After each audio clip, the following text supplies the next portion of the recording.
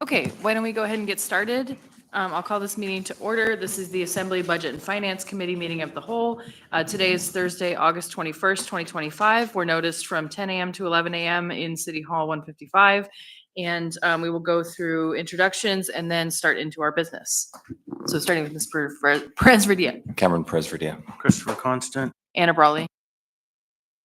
Daniel Voland. And on the phone, we have 3 members so far. Mr. Johnson, I'm here. Mr. Gerker, Here. and Mr. Martinez.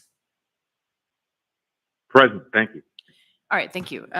So we will, and we also have members, a couple members of the administration, our Assembly Budget Analyst, BAC Chair, and Trust Fund Chair. So we will move forward, starting with our standing reports. So I will turn to Mr. Mills. Go ahead.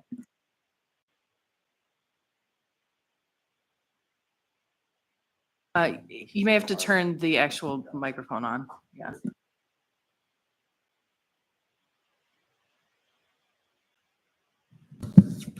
Thank you. At the meeting last week of the Budget Advisory Commission, we elected a new vice chair, Mike Edgington, who. Sorry, just one sec. Do we need to start over since you just started recording? Why don't we go ahead and do introductions? Again, I'm sorry to interrupt. Okay. Yeah. Sorry, we had a brief recording issue, so we're going to just restate introductions again and then move forward. I will restate this is the Assembly Budget and Finance Committee of the whole meeting, Thursday, August 21st, notice to 10 a.m. to 11 a.m. in City Hall 155. Briefly, again, we'll do member introductions. Mr. Perez-Verdia. Cameron Perez-Verdia. Christopher Constant. Anna Brawley. Daniel Voland. On the phone, Mr. Johnson.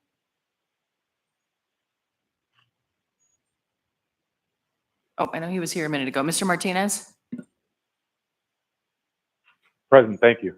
and Mr. Gerker. Present.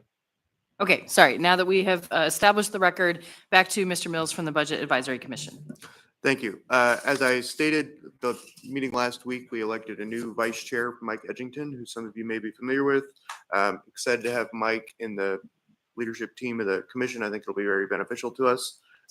We went over with Mr. Cipriano the MOA revenue stream with an eye on the Budget Advisory Commission being a little bit more in the loop on the 2026 budget process. That's one of the goals that we have this fall, is to keep ourselves informed and up to date on that so we can potentially provide input. We had a presentation on the ACE fund from Mr. Cloud of the administration, as well as a presentation on the alcohol tax revenues from Director Browse. Sorry. Overall, nothing too exciting. Very good meeting. I'm happy to take any questions. Okay, thank you. Any questions for BAC? Okay, not seeing any. Thanks so much for your report and for your group's work. Okay, next we have the MOA Trust Fund update, so I'll turn it to you, Mr. Slivka.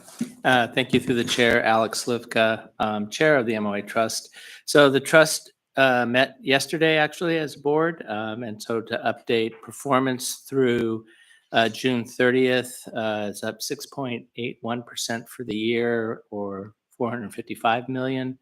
The markets have been strong. So as of the 15th of August, the trust fund was valued at 465 million, or a 9% return.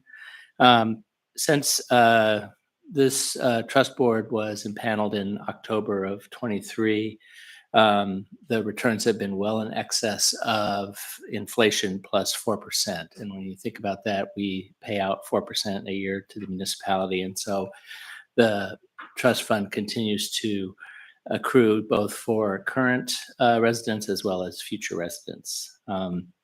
I will say that over a longer time period, it is slightly below inflation plus 4%. So we do have some work to do to continue to improve the value. Other items, you will remember we have asked for a director of investment operations. That position has made it through HR and is going to be posted next week. We thank the CFO, Mr. Bryce, for his efforts in that regard. So we hope to have the trust manager hopefully in place by the end of October. And then we have also completed an RFP to update the investment consultant. The existing one's contract was going to ends at the end of this year, could not be renewed. You should see on your agenda for the September 9th meeting, a request for approval, I believe is what those are called, for that consultant search. And other than that, I would just like to thank Mr. Cipriano and Mr. Crawford for their efforts in supporting the trust, and I'm happy to answer any questions. Okay, thanks. Any questions for Mr. Slivka? Okay, and I'll just remind folks on the phone, please text me. I forgot one of my phones, so definitely use my Muni number. I do have one quick question, actually. Can you remind us when the actual disbursement happens of the trust? Is it one annual? Is it quarterly? I can't remember exactly when it happens in the year. So we did a thorough study to figure out what was there a best time? Because code says by December 15th. And so through the study, we determined that we should pay it on or about June 15th and on or about December 15th. So the June 15 payment of $8-something million was made. I will say that we used the board meeting to rebalance the portfolio or send instructions. And so by the end of the month, we should have roughly $7 million of the $8 million payment that's going to be made in December. Okay, thank you. You bet. And I don't see any other questions, so I think we'll move on. We have also been joined now and received our reports from the OMB Director Browse. So I believe if Ms. Browse can come up and I know we also have Mr. Cipriano, so whoever's giving our usual reports, please come forward. Thank you, Chair Brawley.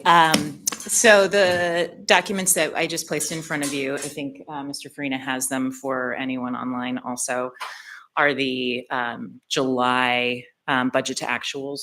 And you see at the top of the page, it shows that we're about 57.8 through the year, percent through the year. And this was run yesterday to cover everything that's in the system through July 31st. So if we're about 58% through the year on this report, you'll see on the first page, the bottom right corner says that we are 51% spent. So doing pretty good.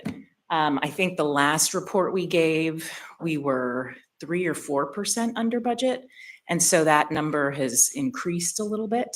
I think when you look through this page, there are a handful of interesting sort of percentages that we can call out. The first one is the Chief Administrative Officer. This has always been running a little hot because of its encapsulation of venues. And so those venues contracts for the museum, the Denina, et cetera, all go out at the beginning of the year. So when we go to the next page, you'll see that the non-labor side of it is the hot side on the spend. Sorry, I'll just Yeah, go briefly ahead. cut in to say that we were joined by Ms. Baldwin Day at 10 after. Thanks. I think the lowest, tied for lowest, maintenance and operations and the municipal manager. We can look into exactly why that may be happening, but when you turn to the next page, the labor, non-labor, there's a little bit more information there on the detail. But are there any questions on the first page of budget to actuals? Any questions? Yeah, Mr. Constant? So if I'm not mistaken, in previous years, the Civic Ventures was under the manager, right? Correct. So, okay, thanks. Yes. And that, through the chair, that actually will show up interestingly. I mean, it did when we did the 2025 proposed budget and the 2026 proposed budget.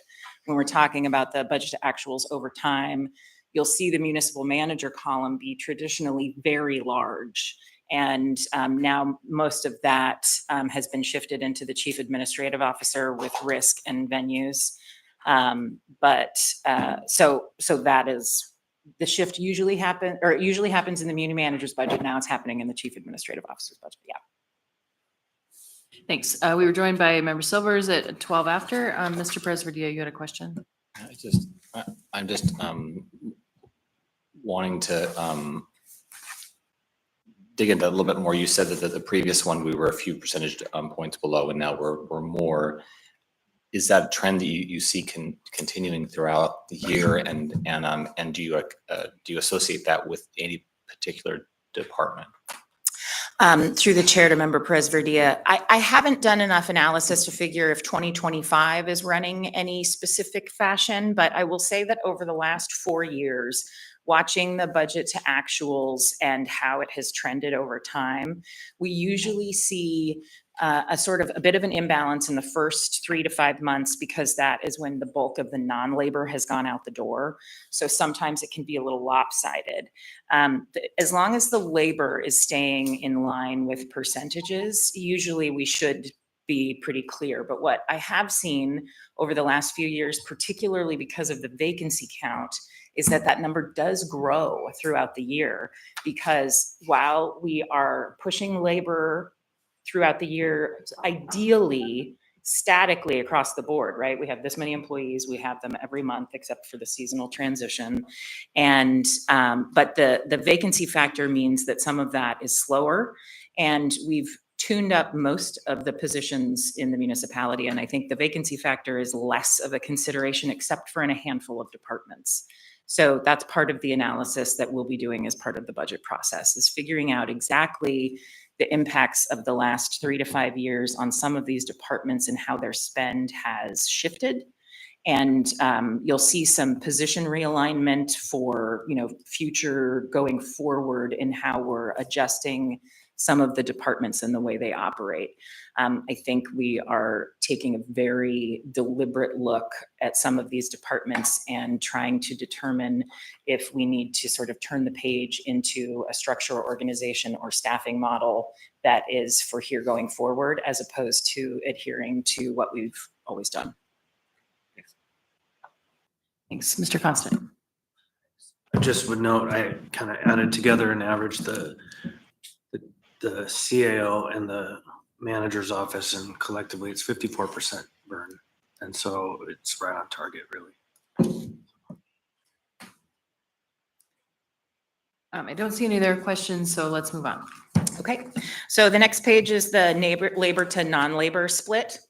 And the columns here, you'll see the labor side on the left is 54% spent, and the non-labor is 48% spent overall. So the non-labor numbers are pretty interesting in terms of looking at how their, professional services, supplies, et cetera, is moving out the door. And these departments vary from, well under their, percentage spend to very much over, depending on the dollar amount, though. That's another challenge with this, is some of the non-labor budgets are relatively small, and so they can look like they have spent 80% of their budget when it's $20,000 effectively. So are there any questions that come out on this page for any of the members? Just a general question. What's the percentage of our overall budget that is labor? Oh, I can look that up to be specific, but I think it's about 60%, 70%. Does it stay on here? Mr. Constant. 355 and 291 are your two totals. Oh, no, Sixties. I think that there's a question that needs to be asked, but it doesn't need to be answered online. And looking at the line on fire, I know I've been hearing reports that there has been some pressure on overtime to balance the budget, was kind of the message that I heard. But it's clear that the budget is on point for labor, but if it's out of balance, it's out of balance for non-labor. And so I'm hoping to understand sometime in the not too distant future, kind of the nature of the spend and the pressure on overtime and what's happening.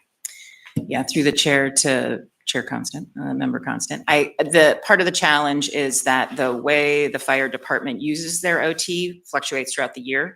And so their OT usage does climb in certain timeframes, and we are in one of those timeframes, or just coming out of one right now.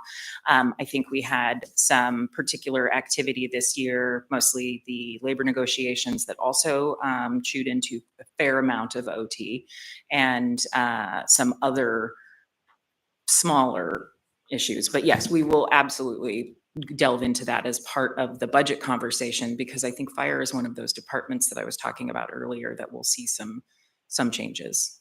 Thank you. Thanks. I don't see any other questions, so let's continue.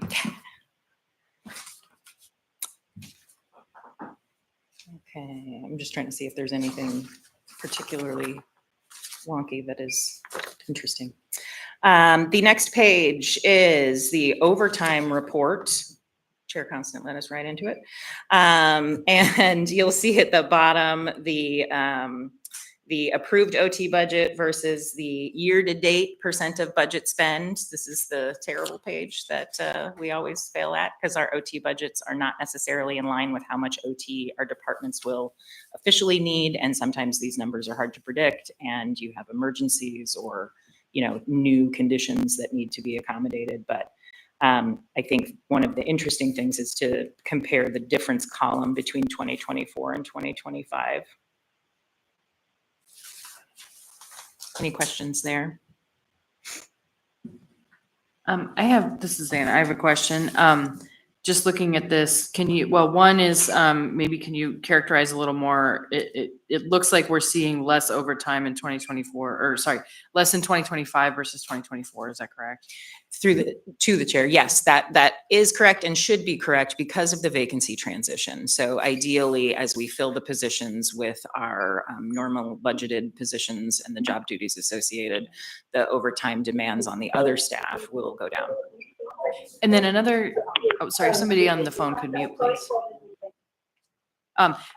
Just another general question, and this, if the answer is very big, then maybe that's something we come back to in a future committee. But I'm wondering in general, how are these overtime budgets kind of calculated, knowing it can be unpredictable, but there is some predictability. And then I see a few departments just don't have any overtime, budgeted there. So if you could just talk to, how that's done generally, and if there's a much longer answer, then maybe it is something we bring back at a future committee. And I think I can answer them in easy to hard, and maybe hard goes in the other committees. So the easy answers are, why don't some of the departments have OT budgets? That is a function of each of the departments. So the answer is different for each one to some degree. And I believe the answer is, for real estate, there's 3 people maybe in that house, and they are all either salaried employees or not eligible for overtime. Project management and engineering, they bill their staff positions to grants, so the OT is not necessarily part of their budget calculation. The public works I would need to look into to determine exactly, because that is a position of one and he is salaried. So I think that's the answer on for the most part why they don't have OT budgets. What was the first question? Just in general, how are they how those are calculated? determined, yeah. Yeah, and I think that's a good question and something that we're trying to figure out on particularly the higher users of OT. I think particularly for the fire department and the police department, there is, years ago, an amount that was parked for OT, and it's calculated on hours and usage and previous practice. And sometimes that number goes up or down based on where we can control the budget. So I would need to look into exactly how those were originally calculated in the continuation budget practice. It's a little challenging to find the original source, but we can look into that. Thank you, Mr. Constant. I'm going to verge us into a bit of the esoteric here. It's not going to be easily generated by SAP, I don't think. So along the lines of what Anna was just asking about, the idea of kind of briefing us and giving some information on another area that has been a concern over time, the use of contracted labor in place of actual labor because of the last 5 years, the Great Resignation, all of the things that came with that, and administration that was hell-bent on not staffing the muni, but contracting as much as they could. And then this kind of perception that's starting to emerge that many of our direct staff are now simply becoming contract managers of contracted labor force. So it would be amazing to see a report or some kind of analysis on kind of the trends over about the last 8 years of shifting labor to contracts, and then where we can target bringing it back to the workforce and kind of helping to ensure that we're internally capable of meeting our business needs. Because I can remember some scandalously large contracts for HR, for our friends in the finance team trying to get caught up on audits and all the number of things. Yeah, like just there's an endless stream. And so the question would be like, what is a benchmark of where we were, where we are, and where we're going in the context of contracted labor versus staff? Through the chair to member Constant, I think at a minimum, we can take a look at what those numbers are and then try and interpret what those mean and what it looks like. But I will say that I know particularly in the finance column that the size of the contracts and the number of the contracts is much lower than it has been in the past. And I believe, and CFO Bryce can tell us whether or not this is accurate, but I believe the premise of OT being always available for some of the departments in the finance column is over. Yes, he's saying yes. So the thing that I think we will see coming out of this contract exploration is that the departments are being managed. And they are managing their in-house workforce to do the work that we are supposed to be doing as the municipality. And And I hopefully think that that would will- be a great report. If in fact we are there, that's a celebration. If it's not, it's a work plan and could be very helpful and helpful. Yes. Thanks.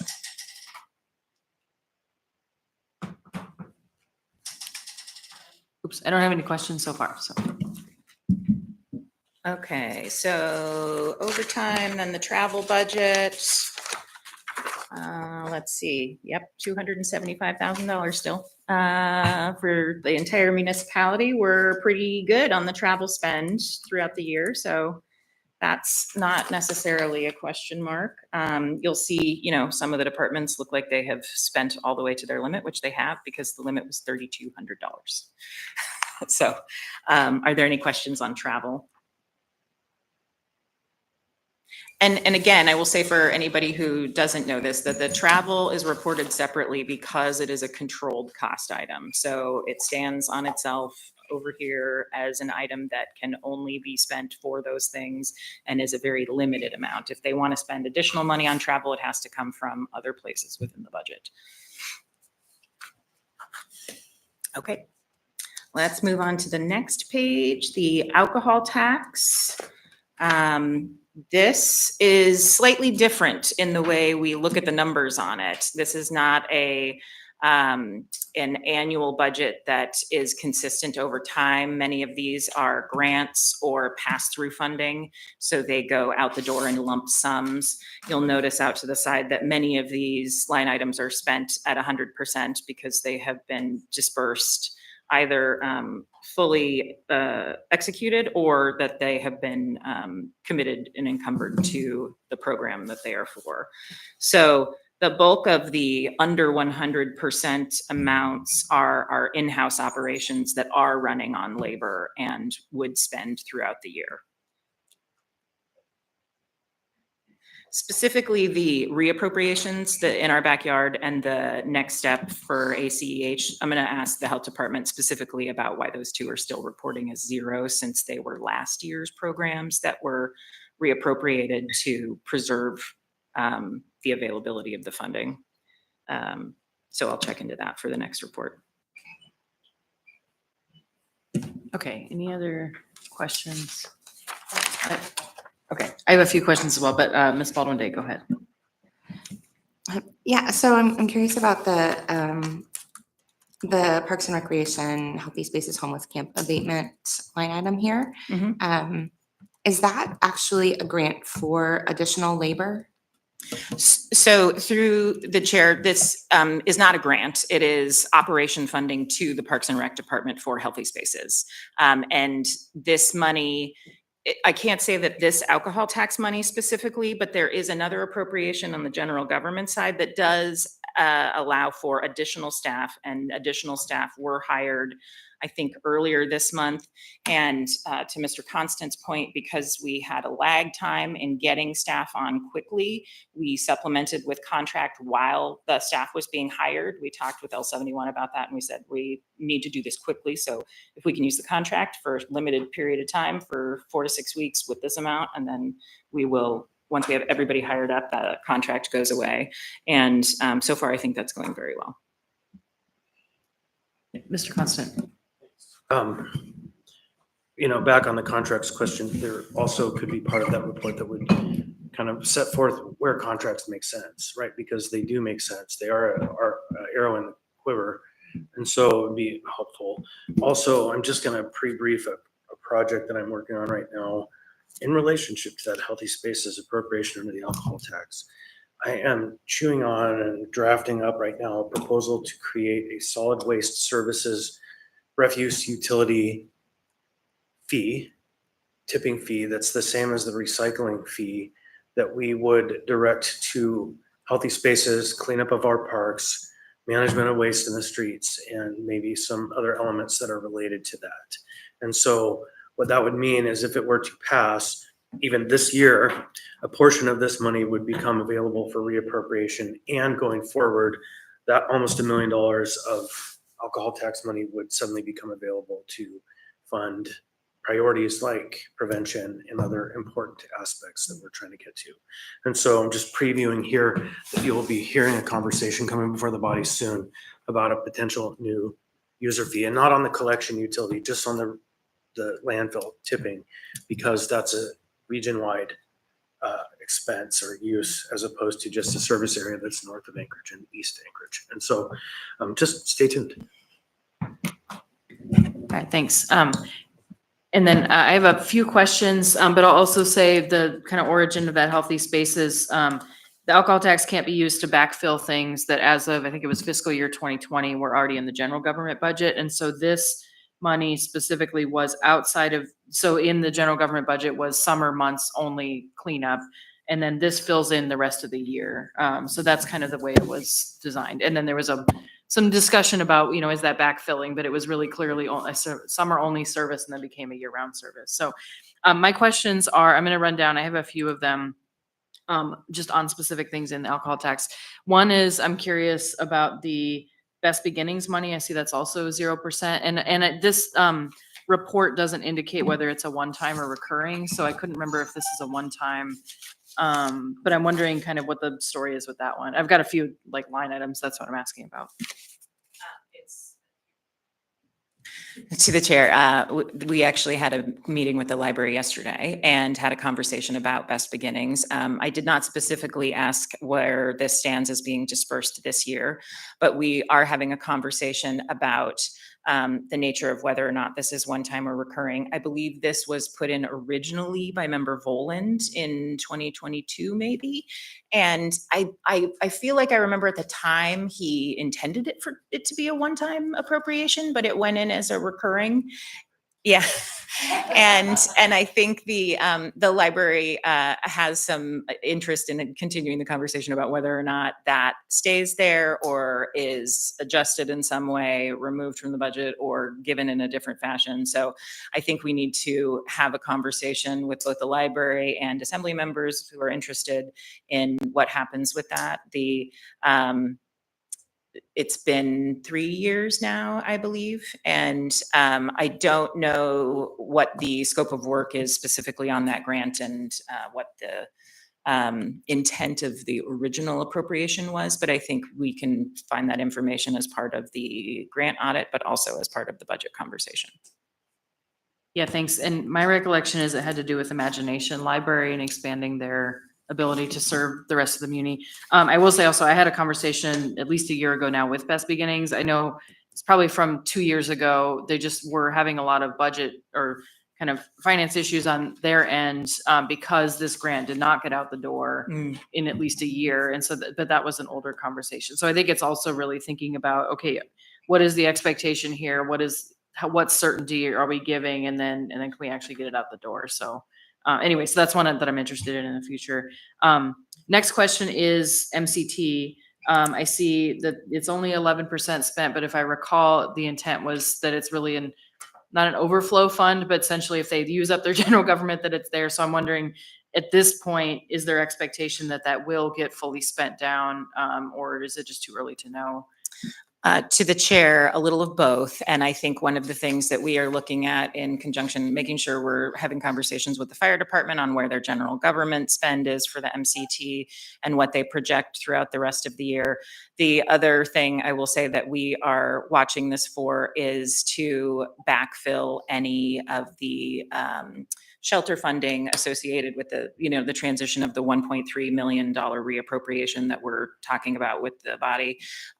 The original funding source will be reappropriated and put into housing, and specifically this line item was one of the items that we are keeping an eye on for additional funding if we need to backfill that line item specifically in operating, but we will bring that to you if that's the direction that is necessary to go in. Okay, so at this point, the assumption would be that, yes, that may get underspent, but not that it would just roll back into general or into the fund balance up for grabs. To the chair, if it can, obviously, right? If it doesn't get spent and it doesn't need to be spent in a reappropriation, or the MCT does not use it, then it will stay within the fund and be available for reappropriation as part of the 2026 budget process.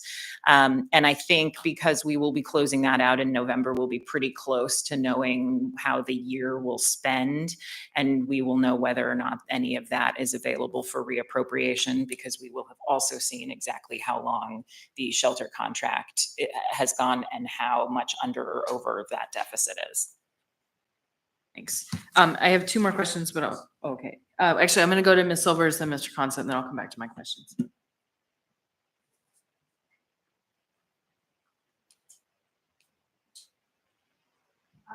There's two in here that's 0% spent. ACH, Anchored Home Next Step, and then in our backyard. I know those are both programs that are ongoing. What's the plan with spend on those? To the chair, to Member Silvers, those two items are the items that I will ask the health department about specifically. I know that the programs are active, and because these were appropriated originally, I believe in 2024, they were not able to get out the door for spend. They were reappropriated into the fund so that spend could continue in 2025. I'm assuming that it's just a system error in terms of not having it registered the right way to show that the money has gone out the door, but I want to check with the health department to make sure that that's accurate. Thank you. Mr. Constant. Since we're getting close to the end of this report, and since you said the magic words, fund balance, are those black magic words? I don't know, but so I was reading through the 2023 ACFR as published. Yes, that's right. There was You one were reading line through it. within there that caught my attention, buried in a tiny little line halfway through, and it was a number. And I reckon that 2024 will be a bit tighter because we had an actual managing authority running the 8th floor of this municipality. But are we thinking that those numbers are going to compound together and become larger than that? Through the chair to Member Constant, I can't say yes or no, but I can say what I believe, and I believe yes. Okay, I like that. And it's tragedy that we got there because it's a demonstration of failure of leadership and management. But if we're getting closer to understanding, then that's good news. And through the chair, I had hoped that Mr. Falsey could have joined us today to give us a quick update on the ACFR. We've had some good movement in this last week. And maybe I can still get him down here before we close out today. But I think that will be very useful and goes right in with what Mr. Constant was talking about. Okay, thanks. That's something to pay attention to. So I have two more specific questions. Then I have Mr. Bowen and Ms. Silvers in the queue. My specific questions on MOA attorney, that line is supposed to be for the domestic violence specific prosecutor, and I see that one's underspent. Is that part of, I guess, was that one of the folks that we didn't hire till mid-year, or what's the story there? To the chair, that item specifically is one of the items that we are talking through with the municipal attorney and some of the other executives, because the original intent of that sort of support and relationship also dovetailed with state. And I don't know what the status of that program is. And so we are trying to figure out who, what, when, where, why on that, and whether or not the original appropriation is still being followed. Thanks. And then just my last question is under the mayor's office, alcohol tax education and outreach. I know that one, well, originally it was in the mayor's budget 2021, and then it was moved to the assembly. At the time, they utilized the money to create a website and really get public information out there about how that is being used. So I'm just wondering if you're aware of any plan for that, and just making sure that we are hopefully continuing the work to get the information out to the public. To the chair, I noticed that also, that percentage also, and thought that I would ask the mayor's office and chief of staff what the intention was, and if there is, what should we do about it for the rest of the year? And if not, then we'll be able to identify it for appropriation or assignment into the future. Thanks. Yeah, Mr. So Costello. I do know that Legislative Services on our floor is doing some of that work. And so if there is some intent to see the work done without the labor, we might have that already rolled in for you. So just know that we might have a plan. And through the chair, that would be the intent of checking in with the mayor's office to determine, because this was a switch from assembly to mayor's office, making sure that it is either used or collaboratively sort of developed, depending on, I know that the assembly has interest in the continuity of that fund and the education associated. Yeah, thanks. And I'll just add too, I know in the charter language, there's at least a requirement to do an annual report from the mayor's office. So I think that was part of the rationale. Got it. So I think regardless, whoever does the work, but it's really about who owns that work and who should own it long-term. So next I have Mr. Bowen and then Ms. Silvers. Yes, so on the best beginnings, pivoting back to that just for a moment, I think that could also fit within the realm of the marijuana tax, so just flagging that. But that's where it's, yeah, Imagination Library is a program started by Dolly Parton, where families who sign up for it can get free books in the mail. And there was a lot of research they put together that talked about how that is healthy for family bonding and many different benefits. But moving on from that, so because we're on the alcohol tax and just generally the topic of housing, my gears have been grinded, Ona, and I think you know where I'm going to go with this, but it's not your fault, I don't think. That's why I'm smiling.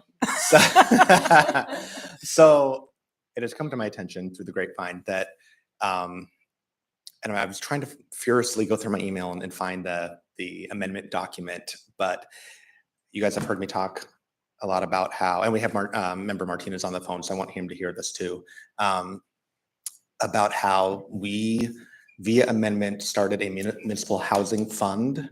And if memory serves correctly, I think it was member Martinez and member Rivera who brought forward the amendment, and I believe it was $1.5 million. This could be totally inaccurate because I'm just going off memory, but then I think we amended it down to 500,000 with the intent that we would start that fund. What I've become aware of is that that was never done. The new housing fund was never created within the real estate department. And so I guess I'm curious about where that $500,000 went, because I think it lapsed. And I guess just want to voice a little bit of frustration to prior handling of that.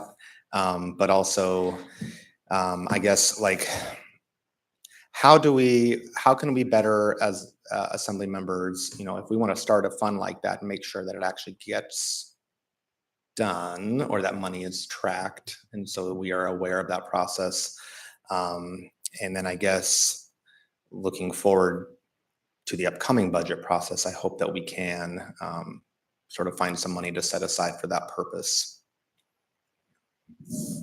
Through the chair to member Voland, let me see if I can I'll recap Daniel's comments so the rest of you have more information. The appropriation that he's talking about, I think there was one originally in 2023 that I believe was, I can't remember who the original mover of the 2023 amendment was, but then there was also an amendment in 2024. Both were to establish a housing fund. And I think the fate of both of them is the same. They were never implemented or operationalized, and so they lapsed into general fund balance because they were general fund dollars appropriated to the real estate department. So what Mr. Constant was talking about 10 minutes ago and the potential number of fund balance based on the ACFR report, that's where it is. If I might, kind of. Mr. Constant. Yeah, so it's in the abstract because it would be in the 2024 unknown portion, not the Correct. 2023 version. So it's similar, but not quite the same because it's in that unknown additional element. And because this administration and Mayor LaFrance are aware that the Assembly and, ourselves are trying to work towards increased housing stock, I think that the recommendation that I gave through Mr. Gates was to, if the Assembly wants to implement something like that, one, I think that this administration is very supportive of it and will be able to actualize the operational, implementation of it. But I believe that if the Assembly has the intent of making sure that occurs, you can specifically put call outs in it to say that it must be done by, third quarter in order to be effectuated for January 1st of 2026. And then, come back and require a proof that it has been implemented and what the actual mechanisms would be for accessing the fund. And so right, the appropriation was made, but there wasn't any activity that followed after the appropriation. And setting up a fund like that, specifically a fund that will need controls and metrics and, the program on who, what, when, where, why is that going to be accessed, that will take a considerable amount of time and cooperation and conversation, because there are lots of ways that money could be spent, all for the good, but which is the best? And that's the item that we have to figure out what to do. So if and when an appropriation is made, or if it's part of the mayor's proposed budget, then I believe that there would be a plan developed, or it will come with a plan. Yeah, I'm grateful to hear the administration's willingness to partner with us on this. I think it's really important. I'll just flag that there are a couple projects swirling right now that would seek to make further investment potentially in that housing fund. And I think it is a project certainly I'd love to partner with on defining, how those funds are accessed and all of that. But I'll also just say, that certainly the theme of us making appropriations and then those appropriations not being implemented, certainly with the prior administration, well, I'll just say it seemed to be a theme. And I'm grateful to turn that page. Okay, thanks. And to the chair, to Member Voland and the other members, I will say that because of this and the interest around it, we are thinking about the $1.3 million reappropriation and whether or not a recommendation would be to put some or all of that funding into the municipal fund that could be created.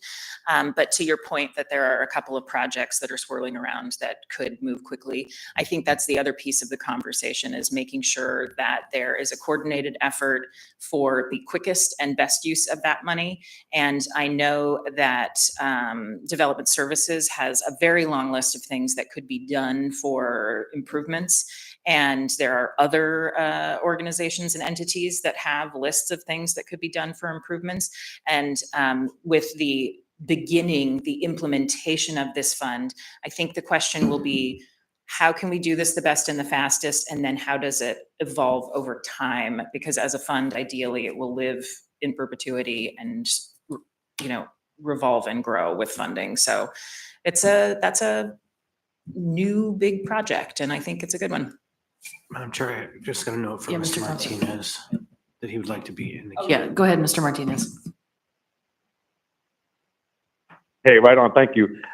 Just to make sure that we have a little more accuracy on the arc of that particular project, there was follow-up with staff, with the director of real estate, with myself, Rudy, CEDC, with respect to what could the fund look like.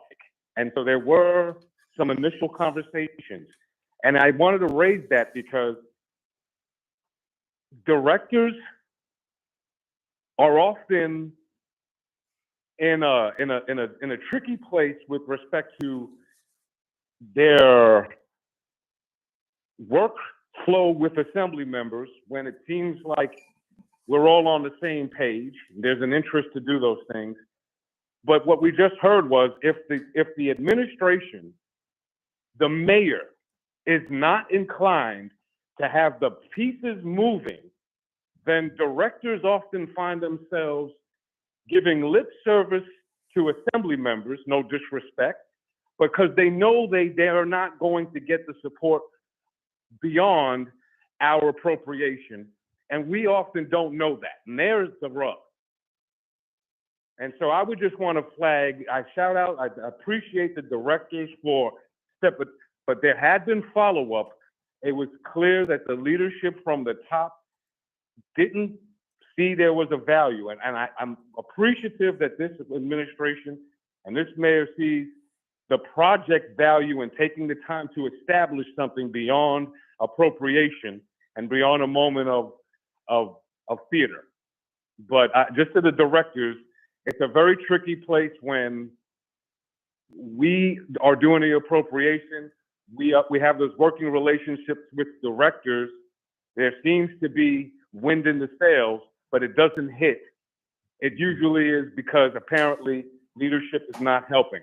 And I appreciate that this administration will do it, but I wanted to flag that because I think that happened a lot with directors in the past. Thank you.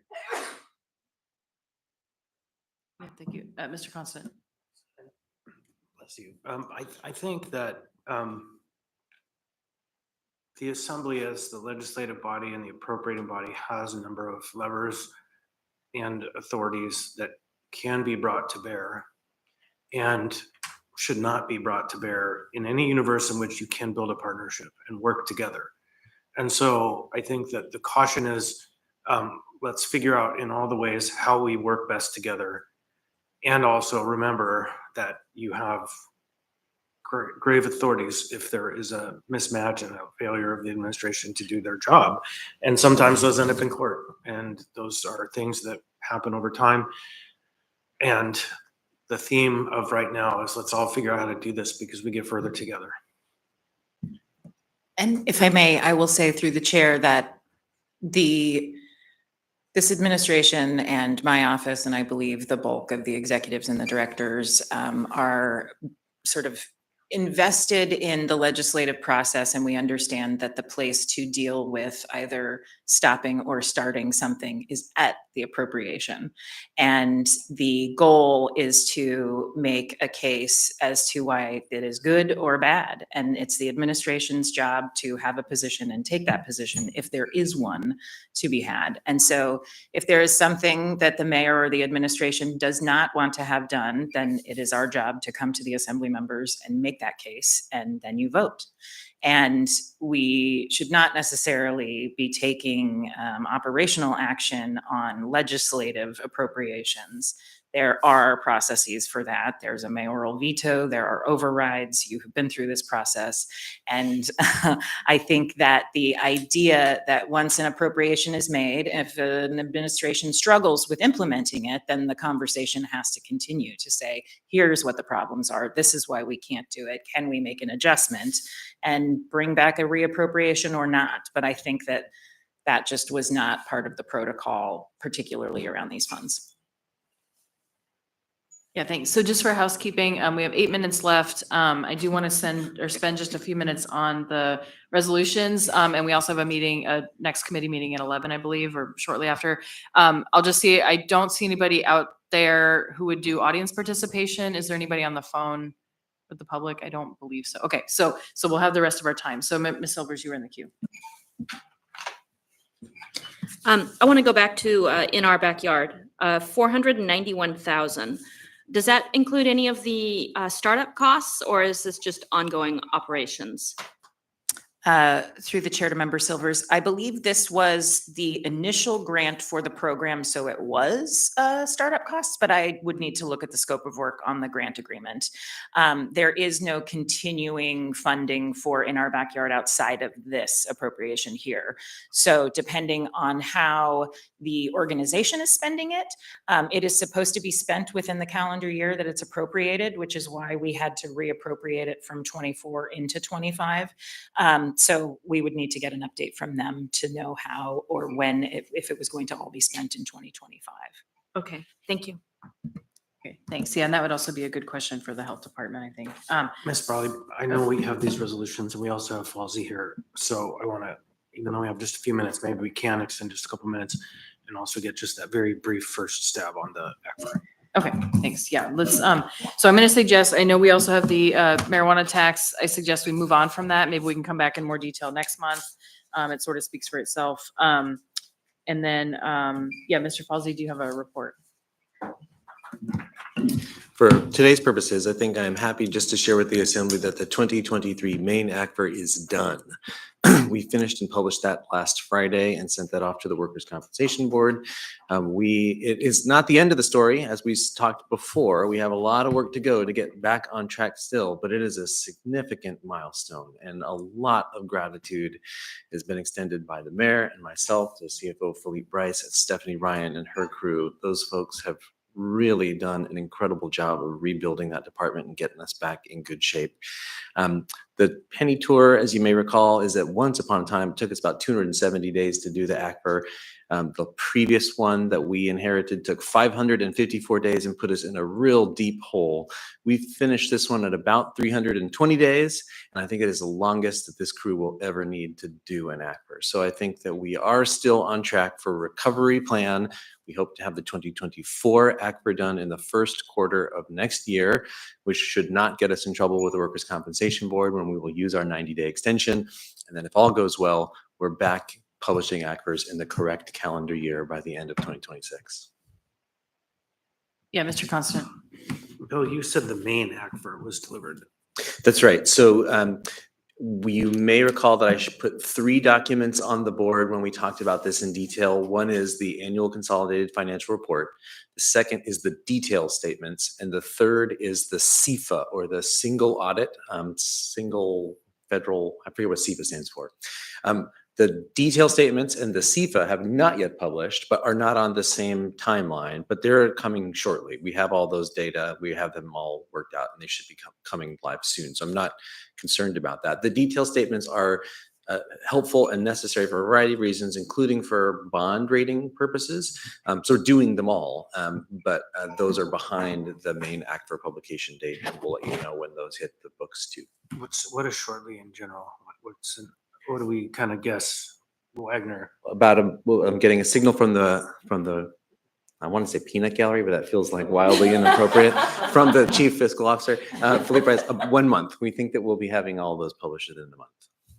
So if we think about it, it's kind of October 1st. This should all just be Yeah, and yesterday's news, and we'll be moving on to 2020. there certainly could be consequences to not having the single audit or the SEFA done as well. Eventually, the grant making agencies may say, wait a minute, we can't keep giving you grants if you haven't shown us that you have appropriately accounted for all these funds. I don't think that we are in imminent danger of that now. And certainly we are working to get it buttoned up as quickly as we can. Last question. How does that relate to can't think of the fund right now, the mobile crisis team, the receipts that we're getting for transport? One of the other SCMT. things that one of the many things that we need the audited financials for is that there is a Medicaid amendment for supplemental emergency medical transport reimbursement. In order to draw down those funds, we have to send the state our audited financials. I don't think we ever lose the entitlement to those funds, but we can't get them until we send them our audit. And all we need is the ACFR itself for that, not the detailed statements or the SEPA. Thank you. Thanks. Yeah, and I think I know the audit's going to be a big topic of discussion. I imagine we will make time for it on this committee's agenda. There's also the audit committee, so we don't want to step on their toes. And I know they have a different function. And there's also been some discussion of a work session a little further on when you all have more to share. So that For topic the will chair, I'd continue. make a motion to extend 5 minutes. Is there a second? Okay, any objection to extending 5 minutes? Okay, don't hear any. And I know our next committee meeting is at 11:15, so we won't push too far up to that, but we have some time. Okay, thank you for the report. More on that to come. So last, let's turn to the resolution draft before you. So you'll see there's two resolutions. One is from 2023. That is the last time this body passed a formal resolution of budget priorities. And then in 2024, the budget co-chairs at the time simply essentially reaffirmed those for the 24 budget, for the 25 budget. Now we are looking at a draft resolution for the FY 26 budget. And thank you to the work of Mr. Boland and Ms. Silvers. We were collaborating on this and also utilizing the priorities that folks had brought forward in our work session on July 25th. So we won't read this whole thing to you, but I will say the intent is to bring this on the meeting of September 9th. So not Tuesday's meeting, but after the 120-day memo has published. So you'll see on page 1, there's a placeholder where we can respond to or make reference to that. But in general, I'll say the purpose of this, or the kind of main story this is telling, is looking actually back to the 2023 resolution and the story that tells, because there were some significant updates there, not only on kind of external economic trajectory, but also work on housing, some other kind of specific things that are called out. One is the SAFER grant, which I know Member Johnson had brought up. That is an issue in the fire department that I think we've all been briefed on, the time-limited grant we have there. It also mentions some other actions that have been taken as far as within the assembly and by the public with tax exemptions and just some of the plans that we have there. So I want to turn mostly to pages 3 and 4, and just point out these are our draft so far. Again, looking back to the 2023 and keeping some of those in place, but also really just reflecting what members had shared as priorities. So want to see if there's any kind of initial comments or suggestions of things to add or change. And otherwise, this is certainly an opportunity or an invitation to create amendments as well as we move forward. So I'll just open to the floor. If you have comments, items to include, things you have heartburn with, we can have a little bit of discussion here. And I'll also see if my co-drafters would like to say anything, Mr. Boland and Ms. Silvers. Yeah, just that we try to do our best to include everyone's input at the prior work session that we had on this. And so just wanted to find language that incorporated the majority of those priorities and ideas.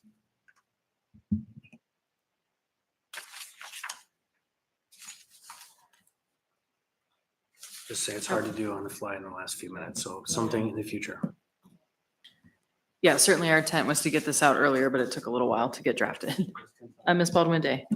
Yeah, just wanted to say thank you for taking a first stab. It's always nice to have a document to work from rather than starting from a blank page. So really appreciate your efforts in doing that. Yeah, thank you. And Mr. Gerker. Yes, thank you, Madam Chair, and just echo that as well. Thank you for taking the first stab here. Just make a quick comment, and we'll have more discussion on this as we go, but I have a hard time wrapping my head around us saying we have an affordability crisis, but committing to a continuation budget. Thank you. Yeah, thanks. And I imagine that'll be a topic of discussion. I know one of the, and I know Mr. Gerker, one of your priorities was looking for targeted cuts. I think our goal in drafting this was to find something, general language that that presumably the body would agree on and vote on, but also that doesn't preclude during the actual budget process. You know, we didn't try to represent every single member's individual priorities. We didn't put any projects in here, you know, capital projects, things like that. So this is not meant to be the only expression of priorities, but it's at least a start. Mr. Constant. I would just offer that also, I think the chair mentioned, any member can make an proposed amendment to this document when it comes up. So that is the first effort to kind of get that argument by any member of what they want to see. So your opportunity is coming. Yeah, Mr. Boland. Yeah, so on Mr. Gerker's point, section 1B is sort of the language that we tried to sort of, I think, wrap in some of your general, or some member Gerker's general concept in terms of how do we balance the needs of Anchorage, and those core municipal services, especially with the tax impacts to property owners. So acknowledging that, but also in the whereas, acknowledging that because of the tax cap, sometimes when we make a cut, it's a cut forever. It's not just a cut for that one budget cycle. So just something to be mindful of. Thanks. If I could, Madam Chair, Yeah, go ahead, Mr. Gerker. I would argue that a tax forever is not a bad thing. And I will argue that when we come to that point, but I not think now. you meant a tax cut forever, right? Mr. Yes, Gerker? yes, a tax cut. I think you might get snipped Yeah, out of this yeah, audio. Delete.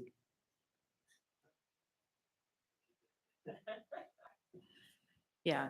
Okay. So I know we just have a couple minutes left and we have folks for our next committee filing in. So just to wrap up, again, our intent is to put this on the September 9th agenda. I was just doing the calendar math, which means that we would need to get it in essentially before Labor Day. And so what you'll see is probably still a version that says placeholder with the 120-day memo because, yeah. So we are being told by our OMB director that it will be out on Friday, the 29th, which is still past the deadline. So there'll be at least one amendment kind of adding language about what was in that revenue, that memo. But also please consider this an open invitation to review this in detail. Are there things we need to add? Are there things that you want to add or want to change? I think we have a preview of at least one amendment coming. And again, we'll get it out on the regular agenda published so that it has plenty of time. And so look for that soon. And with that, I think we do not have any other business right now. Our next meeting will be in October. And also, I'll just say very briefly, members do have on the calendar our work sessions for the budget process. So we don't run that process through this committee per se. We have work sessions where the administration presents. We have a work session dedicated to proposed amendments by members. Those are all on your calendar for October into November. And then we will see a lot more coming soon on the 29th with the 120-day memo. So with that, I'll ask one more time, is there any audience participation, interest?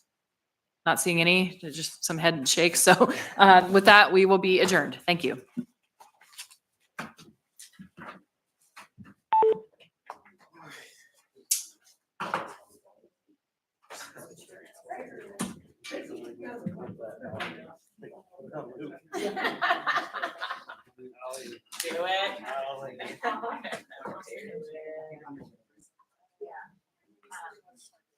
Oh, I don't do that.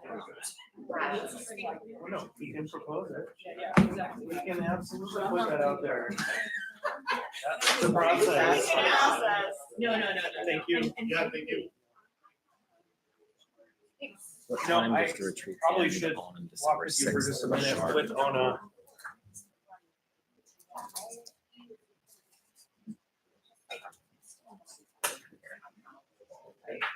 Looking at timing of our lights, in and out. No, really. Thank you. This is very helpful.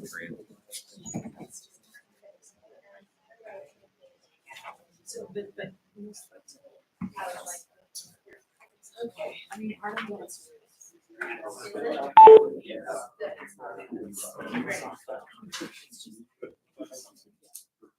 Yeah, well.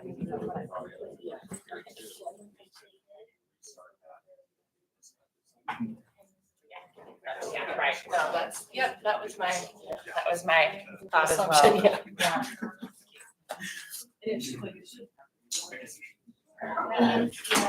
You sent that. Yeah.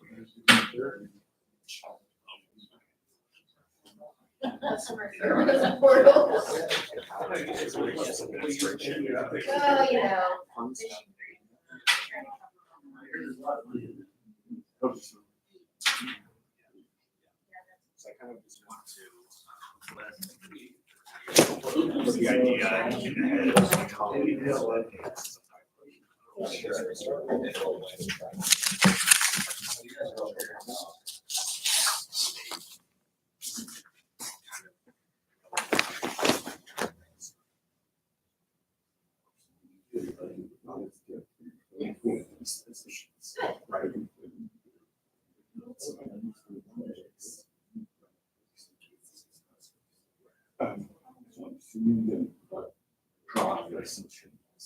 2104572.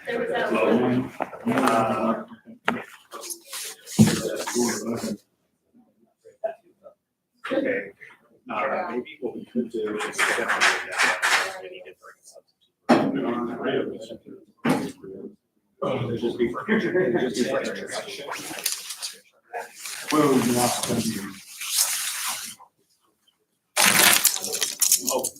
Well, then we can.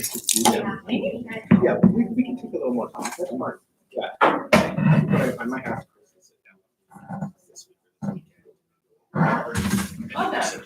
Congratulations on your promotion. Thank you. Yeah, thank you. The whole East Coast are you? I've gotten some really great screenshots from that. I'm so you're February 5. That's cool. That's cool. Muted.